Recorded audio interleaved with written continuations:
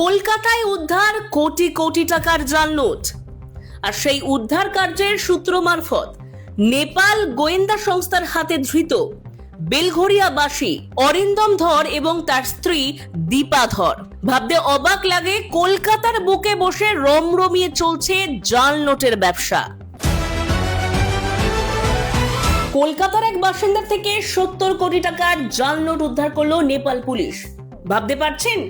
চলুন বিস্তারিত জেনে নিই।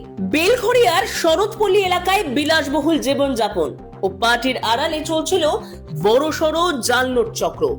এই অভিযোগে নেপাল পুলিশের গোয়েন্দা বিভাগ বেলঘরিয়ার দম্পতি দীপা ধর ও অরিন্দম ধর সহ মোট 7 জনকে গ্রেপ্তার করেছে, যাদের মধ্যে একজন নেপালের নাগরিক। গোয়েন্দা সূত্রে জানা গেছে, ধৃত দম্পতি ব্যবসায়ীদের ভিডিও কলে জাল নোট দেখিয়ে বিভিন্ন সংস্থায় বিনিয়োগ করলে টাকা দ্বিগুণ হবে বলে প্রলোভন দিত। সেই বেআইনি কারবারের টাকায় তারা বিলাসবহুল জীবন যাপন করত। বাড়িতে নিয়মিত পার্টি, বিদেশি বেলি ডান্সারদের নাচ এবং মদের আসর বসত বলে অভিযোগ।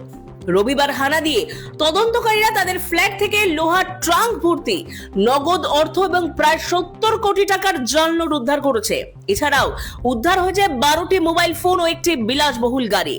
এই জাল নোট চক্রের সঙ্গে আন্তর্জাতিক পাচার চক্র জড়িত থাকতে পারে বলে মনে করছে গোয়েন্দারা।